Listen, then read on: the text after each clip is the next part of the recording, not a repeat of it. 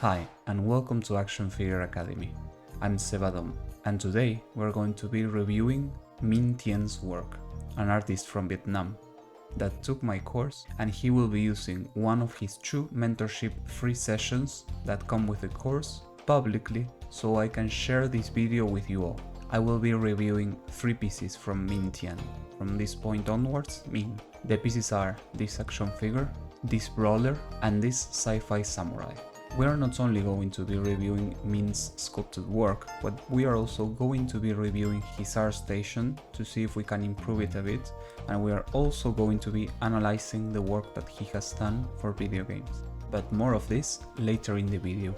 Remember that if you want me to review your work, check your portfolio, or have any questions, let me know down below. You will find an email there, you can message me there. Let's finish this introduction thanking Minh for allowing me to upload this review to YouTube.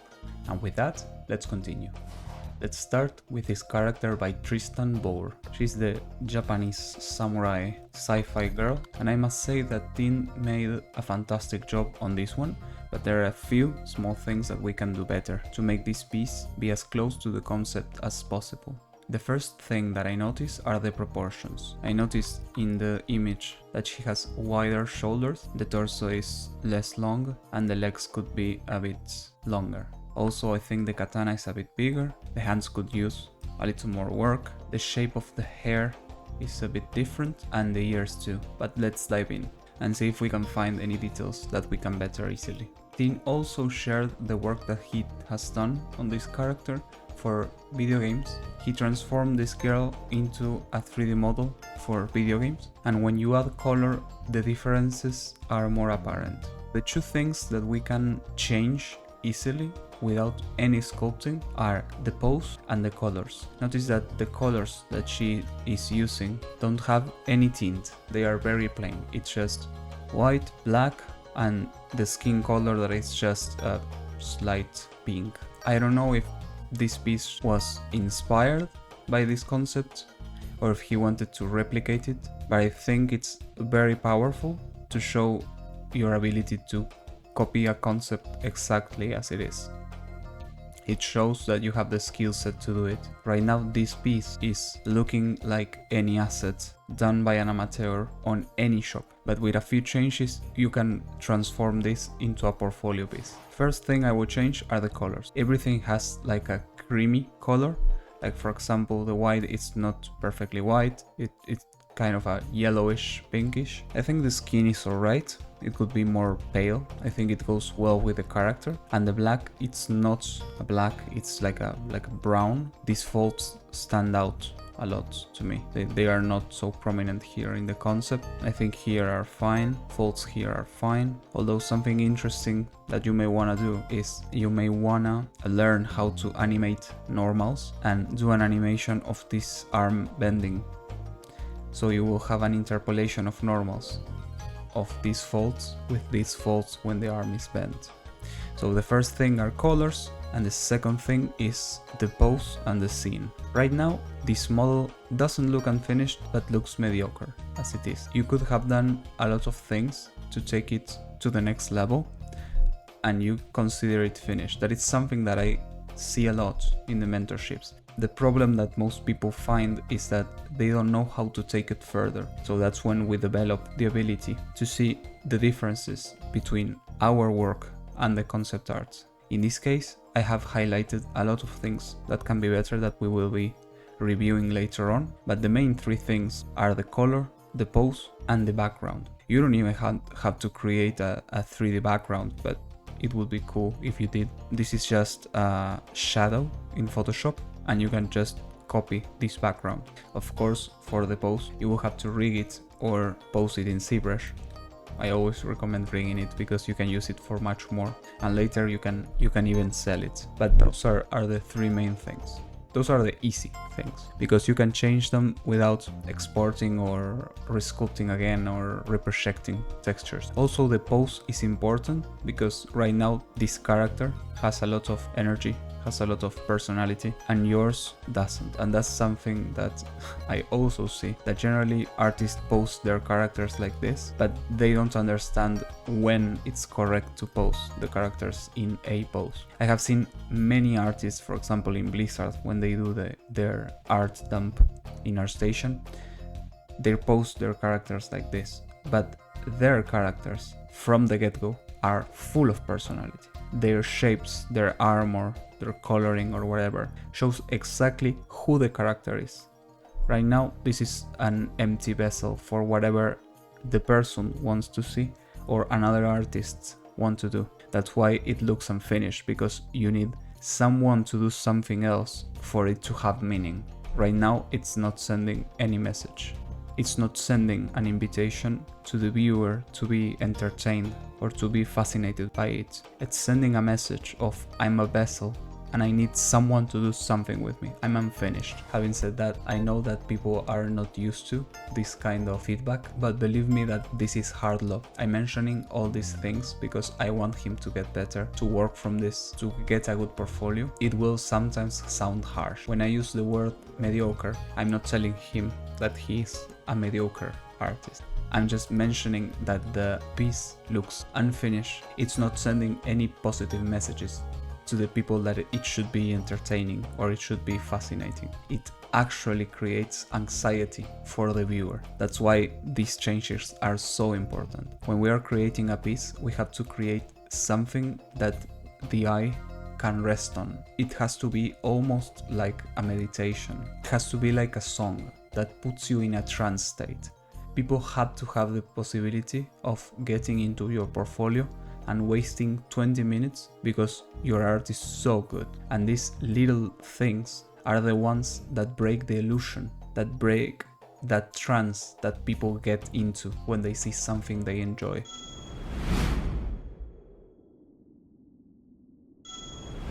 So let's go over a few of the things. I would change, I think this change would be easy. Changing the proportions of the character. I would put the 3D model on top of the image and try not only to match the pose, but in the pose see the proportions of the character and then return it into your A pose. Let's do a lightning round. These are bigger and this should be black. Right now they are reflecting light, so they don't look black, and they have the problem of being creamy and whitish. This belt suffers from a proportion issue and it also is lacking texture. This piece of clothing looks a bit loose. It shouldn't look like this is her pants. It should look like her skin, and then when you arrive to this area you should have this skin being squeezed. Right now this looks like a thick piece of cloth that is resting on top of the leg. Also this looks not only loose, but it looks like it's going to fall.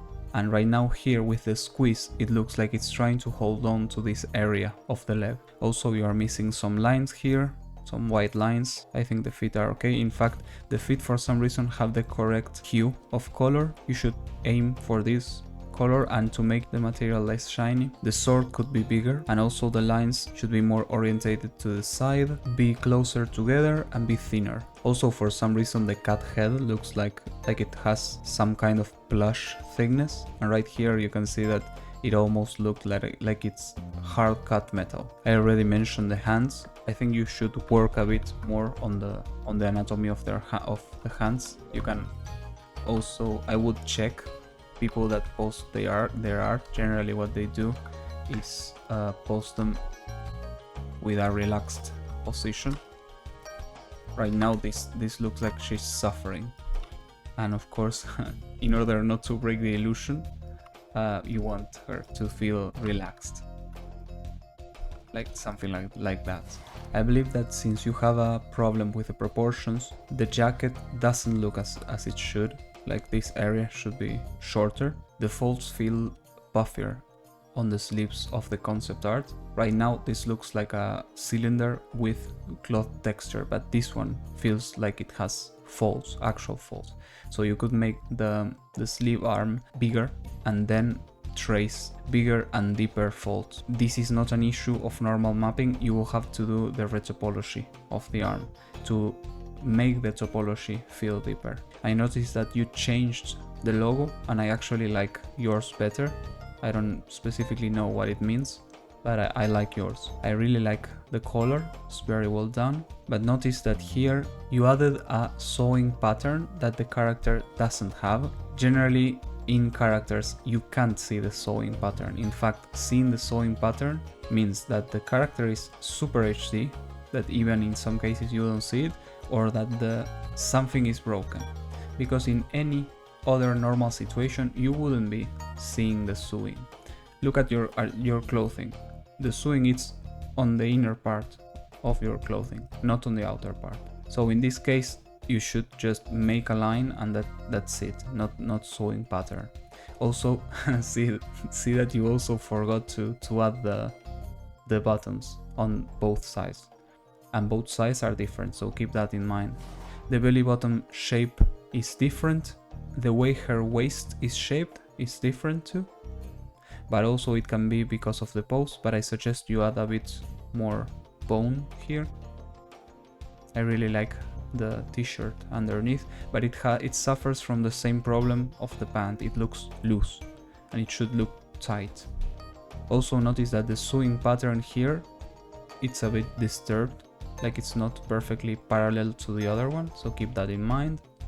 And in the head is where we can find most of the problems, or at least the important problems. I think aside from the pose and the coloring, if you fix the head, the piece would look much better. Right now the character lacks total personality and it's not very striking, it's not very pretty to look at. It's not that the girl is not pretty, it's just we humans find interesting things that are beautiful, not in the cultural sense of way, but that have harmony, for example, all that are clean, or that resemble perfectly the symmetry between the concept character and the one that you did. When one of the two is pleasing and the other is not, the one that is not, it stands out a lot. Here we can see the two faces side by side. I know this is because of the perspective, but the white part of the hair occupies less space than the black part. So you should be able to see from the front this puffiness of the hair in black. You should also be able to notice this area of the head. In fact, you should take a render exactly on this perspective shot to show the skill to perfectly match the concept, because that's what companies will need you to do, to be as close as the concept, unless your work says otherwise, of course. Aside from the hair colors, notice that the way that this hair works, it's a bit more puffier. Generally when you cut it so short, it tends to open to the sides on the outer layers, and that is something that I don't see here. This one just falls like a helmet and falls straight down with a slight curve. You should mimic this pattern here and see that it has different curvatures depending on which layer you are working on. I think you could also add these comments to the fringe. I noticed that the shape of the ears is different. This one looks like these cat ears from headsets, and I mean, if that's what you were going for, then congratulations, it looks exactly like that, but I don't think so, because I don't see the headset here. Not only the shape is different, the size is different, and you also should have puffy hair inside. I really like that she adds these little hairs that add a lot of life to the character. So here you can notice them too, here too. Her hair is fuzzy. Here it's very solid, like a helmet. You can easily change the shape of the head and the mandible. See that here is thinner and yours is still thick. Like the head overall should be thinner and the face should be smaller. This part that you are missing here changes the head so much. Also, there's a lot of things that you could move inside this area. If I make it bigger to account for the eyes, or the shape of the area that the eyes are taking, see that the structure of this would need to be longer and thinner, and you have the hair thing that I mentioned before. Another thing that I would modify are the eyes. The eye shape is different and it has more eyeliner.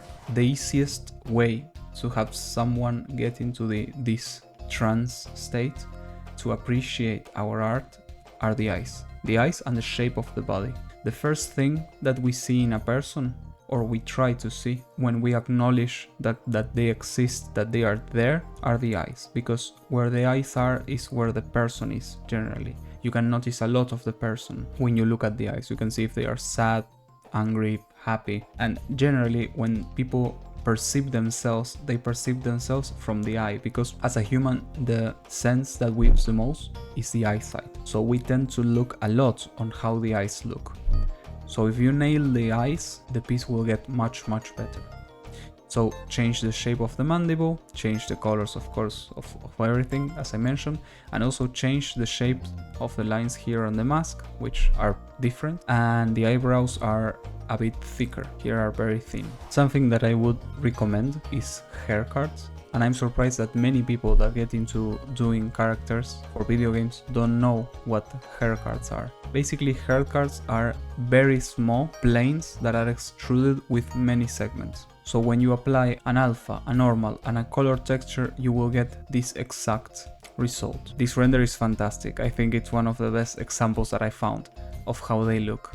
But also you can see here that before the rendering, here's how the haircards look. And here is how they start them in Zbrush. They generally do the general shape, and from this shape they use some program to transform this into haircards, and sometimes they do it by hand. I also found a very good tutorial that I will leave in the comments that explains the process on how to do it.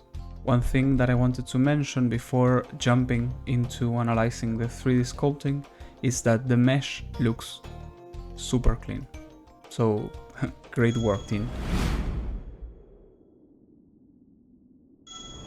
So I did a few changes on the model, but I wasn't recording, so I will go over them very quickly. What I did was change the shape of the shoulders a bit to widen them, but be careful of not widen them up, because she will look like she doesn't care, and although she has that personality, it doesn't come from her shoulders. I also made the sleeves puffier and carved deeper folds, which will look more in character for her, for that type of style that she has. Also beware of this geometry. I don't know what's happening here. See that when you projected things, this looked like the ring was overlapping with the geometry. So try to make this thicker, like this, something like this. You can also change the shape of the waist, like we mentioned, like give it a more feminine look. Move the line that you previously had here. I noticed that you tried to make the squeeze that I mentioned, but the skin should have the squeeze down like this.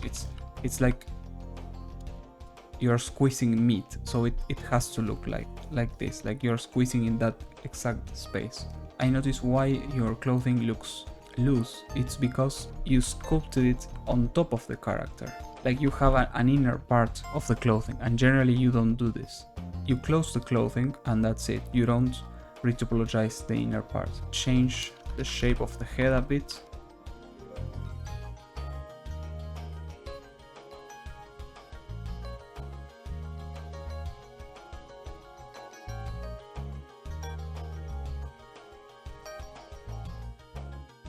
The head in general looks a bit more like it should. I think we should close this area a bit. I see a triangle here that I don't see in the concept, but I leave that to thin. I wanted to do this 1 second because most of the things that I mentioned for the first one will apply to this one, and also I think this one isn't finished, so there isn't much I can say. I think you should check the proportions. The first step of any project should be checking that the proportions are correct. I would also work a bit more on the anatomy, because right now it's not only not looking like the anatomy of the character, but also I think you could do a bit more with it. So I'll show you.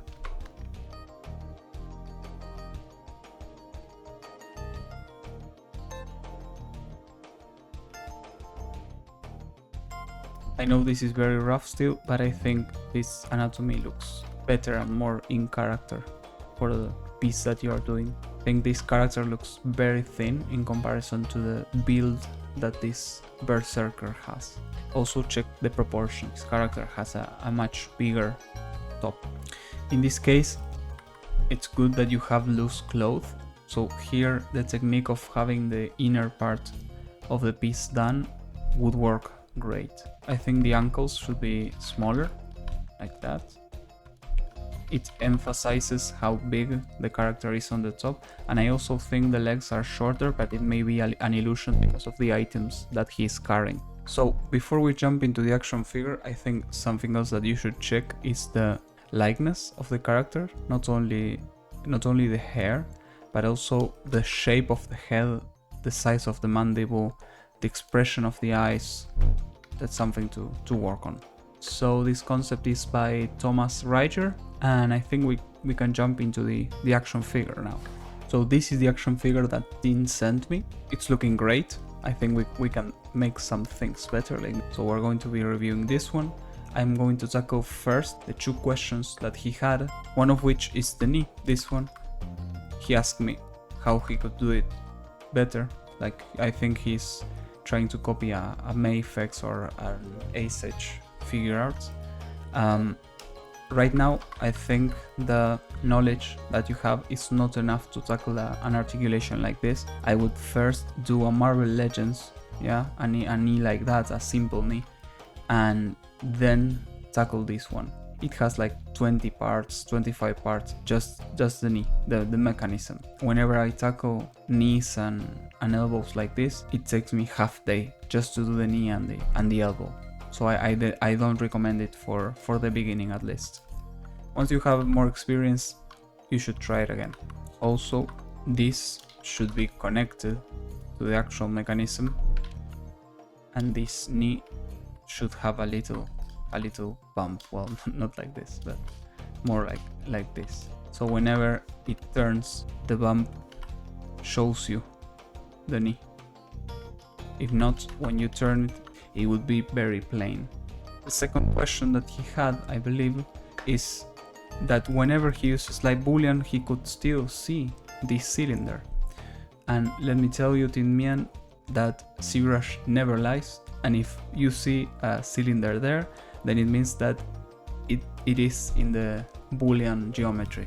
So if you come to the geometry and look here, you can see the cylinder here. So if you actually close this,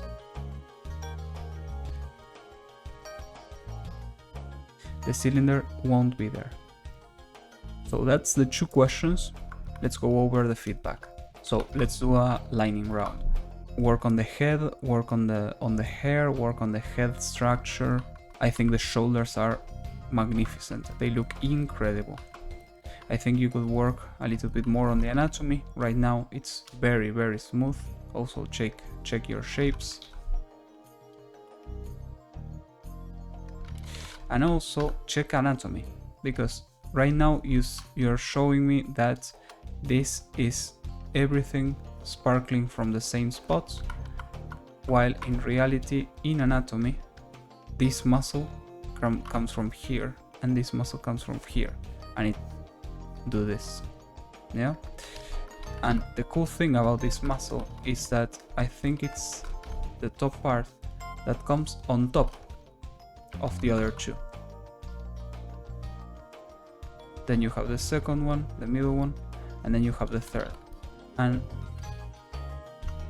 they actually squeeze each other. In this area, the pectoral wouldn't go that far, and from this area you have the abdominal muscle, and then you have all the rib cage. This is very long. I think it's shorter, like that. And also this is very smooth. I think you should extend your boolean like that, but you should also make this area bigger, like this.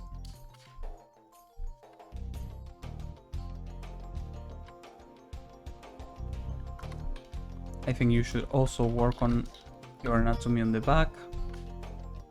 This goes like this. This has a lot of space, like the shoulders should be bigger in a sense. he has so much back. Like the shoulders should be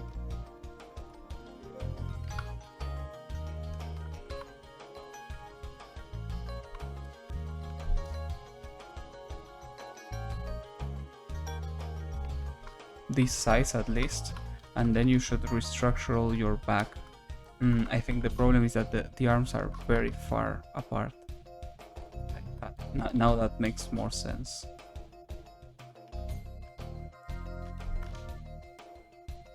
Something like this. That's good.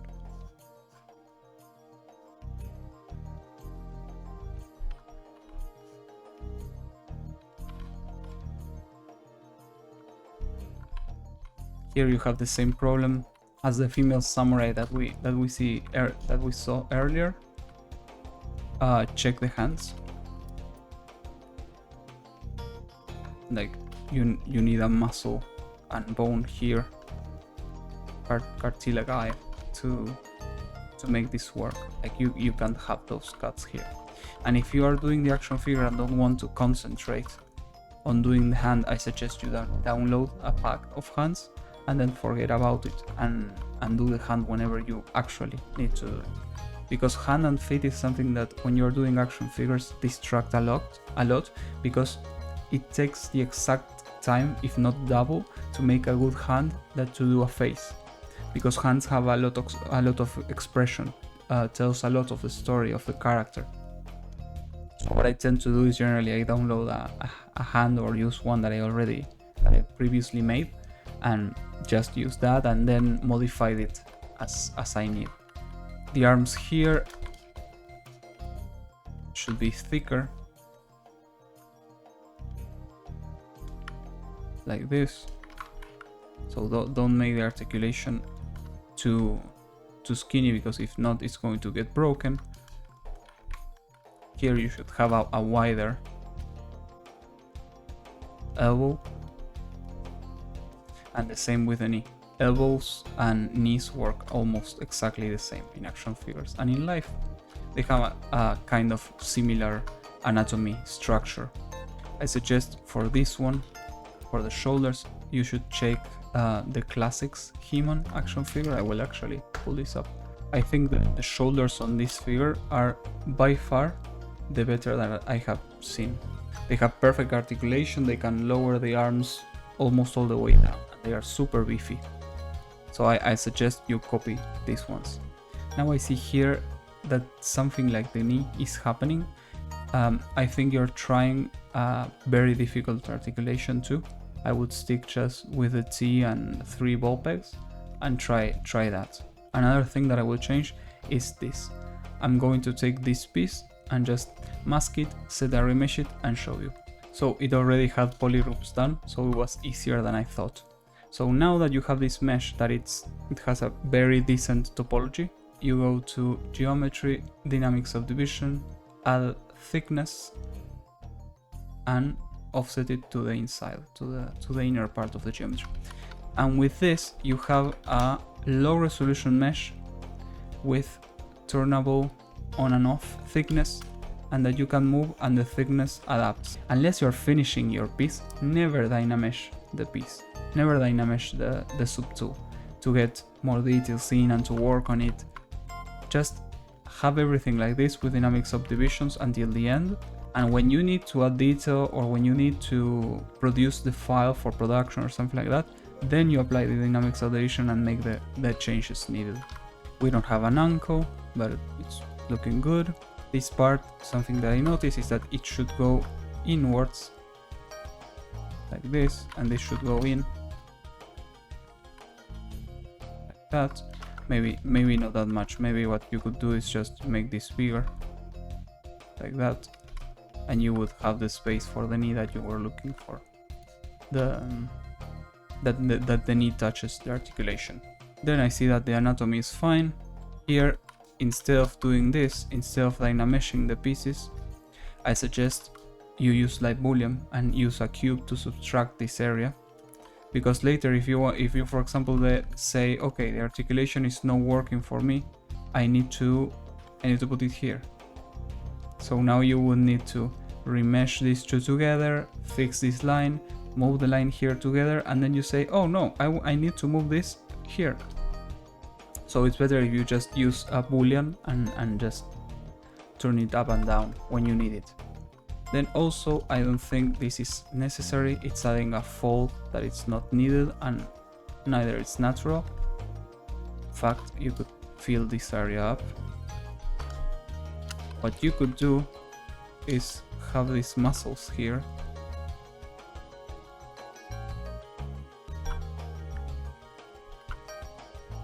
Do their thing.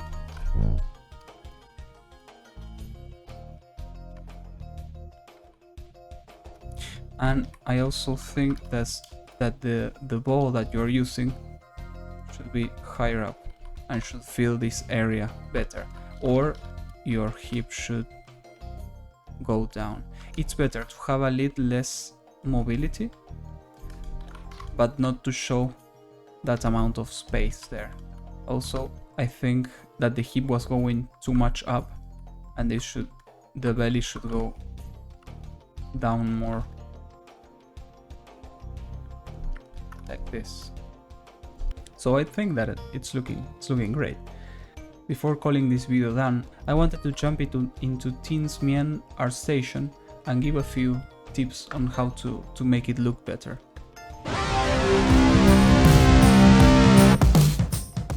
Do you love action figures and toys? Do you want to be part of that community? Nerds! Well, kid, this is your lucky day, because you can do an epic course 99% online, 1% telepathically. High five! Be a real hero by making your dream career a reality.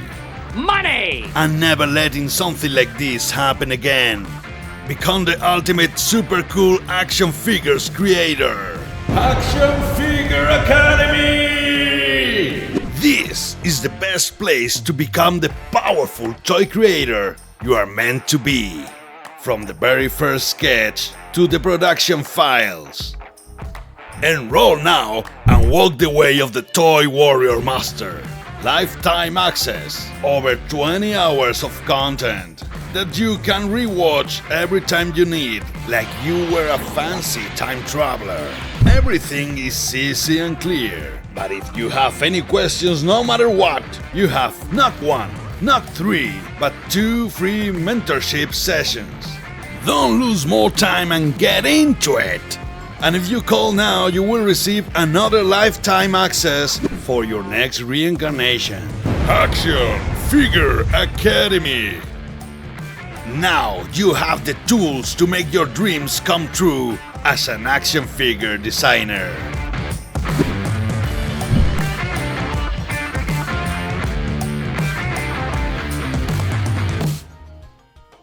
So this is currently Tin Mien's profile. He has the piece that we reviewed earlier, and we're going to start analyzing it. First and foremost, the thing that I noticed first is the lack of work here. I think the minimum that you should have in a portfolio is 3 pieces. Unfortunately, you're working in 3 projects, or you have 3 projects to show, so I know that this view soon will change. I would work on having a better image for the project. I would actually have this lady done in 3D here, like that, with all the background and everything, and then you can add like a gradient in which you show the wireframe. That would be really cool. That will show that you work in games, you know how to do a mesh prepared for games, and that you actually know how to copy. That it's something that companies are looking for. Here I see I have 1 year experience in game industry. This feels very bland. To have this, I would add nothing. I would add just maybe my Instagram there. I have a passion with action figures and game characters. I generally suggest here that you just add what you do, like for example game characters and action figures, like with the line. Here in this area, I don't recommend having like a text about you, just about what you do or what you can provide. For example, in my profile I just have action figures, toys and collectibles, And generally the algorithm that they use bases the search engine on these things, so consider this as tags. So if you have many words here that don't maybe relate to what you are doing, maybe you're losing a chance of work just because you didn't write the correct thing there. Here it says interested in freelance. I would actually, if you are going to put something there, I would actually be open to any job proposition, because maybe it's someone that is willing to offer you a contractual job on another country, maybe see that you're only interested in freelance and they just say, okay, no, he's not interested, I wouldn't even bothering asking. So you should keep all the options open while you are looking for work. I would also add a different profile picture. I will add a picture of you if you don't have any good render or something to show, or if you have something very good to show, post that. But right now this is just a screen capture of Zbrush and it doesn't look very interesting. Think that the picture, since we are visual, it's what is going to strike us the most of the profile. So if that doesn't work, if that doesn't call our attention, people are not going to click on your profile. Coming back to this comment here, I have 1 year experience in game industry. When you are telling people that you don't actually have the experience, it's better to remove it, because instead of adding, it actually subtracts. People that are working in the industry have generally 10, 15, 20, 25 years of experience. I myself have 10 years in the industry and it's considered little. But since I'm working of this, I can call myself a professional because I have this as a profession. Being in the industry, it's something that you wear as a badge because it's something very cool. When you only have 1 year in the industry, it's very little. People maybe spend 5 years and then give up. Like it really means nothing. In this case, what should do the talking, it's the work that you have done. And right now, the work is not speaking because it's not there. And what you have, of course, we already spoke about the things that I would change. This is generally about the portfolio. I'll go now and talk about the specific way that you show the work that you have done. So before we jump into the art, I think we should analyze all this area here. We have Minh, we have a passion for action figure that we already mentioned how to change. So now let's analyze the project post. So I will be referring to this one here, not this one, because this one has a bit more information because I was logged in on this screen. Here we have Minh with a passion with action figures and game characters. We already spoke about it. We have the like and save. That is something that we cannot change. But here, when you are logged in, for some reason, when we are logged in, our station will recommend our own products to the people that are watching our post. So it's always recommended to have something for sale, because there might be a chance that people may want to purchase this art or maybe some part of the project, and if you have it advertised there, people may go and click it and earn you revenue. If not, our station will just recommend random people that may consider that need what you are doing. Then we have the name of this piece. I would add an F to the fan art. I thought this was just a standard name, but actually it's the name of the piece, so it's correct. I would add a greetings or a thank you for watching here as a comment, and I would add some other socials there, because sometimes people don't want to follow you on our station, but they want to follow you on Instagram or something like that, so you should post your socials there. And something that is missing, that I couldn't find it anywhere that I looked, that it was a common option some months ago, is that you can actually tag the artist that created the piece you are basing your work on, so people can click on their profile directly to get access to that art. But I couldn't find it, and I know it's there because I actually saw it yesterday, but I couldn't see it in the hundreds and hundreds of pieces that I reviewed yesterday. So let's do the feedback on the post. It looks a bit bland, like it doesn't call my attention, it doesn't initiate a response or a reaction on my side. I don't want to comment like great work. It's just another piece on a sea of mediocre artwork. Now, even if the work stays like this, if he doesn't make any of the changes, we can do some Photoshop stuff to make the post looks better. I'm going to analyze what he can do by analyzing what others did. I have a pure ref that prepared for this specific review that I think is going to be very valuable. 14. So first we have the character, right? Here you have the A pose of the character. Obviously the materials look gorgeous, they look great. I haven't seen which is the piece that this is based on, but I'm sure that it's correct. It looks great. It has this render that looks magnificent. It shows the details that need to show. It shows, see that the character has an attitude, but it's just standing in a pose. It has an infinite room for the rendering, which is fantastic. It doesn't have a bland background. This shows that you are actually putting care into showing what you want us to see. If you just take a screen grab quickly from Zbrush, it says, oh, he's putting this very fast, he doesn't care that we watch it. But this shows interest. This shows that you want us to have a good experience. This thing actually tells us nothing. Like for this project, it doesn't tell you anything. It's used for cinema and video games. But for this, it doesn't tell you anything, but it looks great. I use it too. It looks fantastic. It looks like you know what you're doing. Then here you have some close-up shots with a character pose. See that all the details that you can notice. Then we jump to the character in pose, same as before.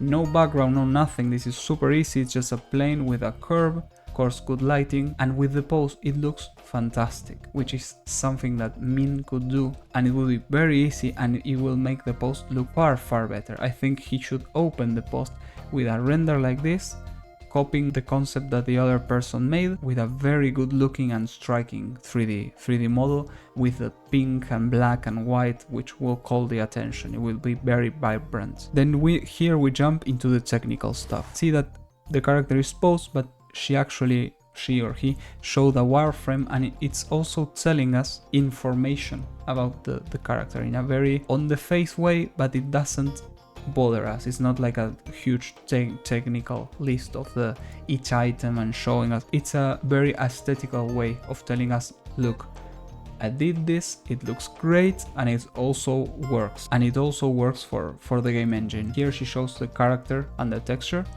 and he actually colored the UVs to show where you can find that UV in the body. Personally, I think it's too much for one character. I think it's done like this, so it's easier for the person to project details on such and to keep everything clean in substance. I think it's not necessary. Here you can see that she used Haircards because she has overlapping geometry on the UVs. And finally, what I think the post of this person needed was an overlapping of the textures showing the diffuse, normal, metal and roughness. Here the person put metal with two L's. But I think this would work very well within Minh's work because I think it's only one texture, his character, not many textures. So this will actually help a lot. This will actually show better the work that Tin did, better than this way of showing it. See that also the character in pose. You need to get a reaction from your public, from your audience. So if you just have a T-pose character or A-pose character, you won't get that. You need the person to relate to what they are seeing. Here you can see some other examples. See the background that they are using. They uploaded a clay render without any wireframe or color texture. This is just normal. Here you can see the wireframe of the character, very pretty. It's the same pose over and over again. Here you can see on Zbrush how the character looks before doing all the game engine stuff. This is very valuable too, but look that it looks beautiful. It doesn't look bland or unsaturated. It has color, it's polished, the sculpt is well done. Here's another shot of the character in different orientations. When you're doing fan art, you are not getting inspired to do something different. You generally want to copy what you're doing. Here is another idea on how to show the work, the wireframe, the clay without texture. See the lines on top, the brand, all this stuff makes it look very professional. Here another way to show it. This is from Spyro. Love it, looks amazing. Another way of showing it. This is from Hellboy. And this is one last thing. You can see the hair cards here. You can see the topology is very dense. And then you have the UVs and texture colored to match the body. Since you already have the character created, you have many tools on internet that will help you out with animation. I suggest you also add an animation of a TikTok dance or something like that to make it more relatable for people, so they create an attachment to the character that you have created. I'll also show here, I have 3 art stations open. Here you can see this one that he opens up his post with a 3D model that you can browse. That's something very cool that people don't take enough advantage of.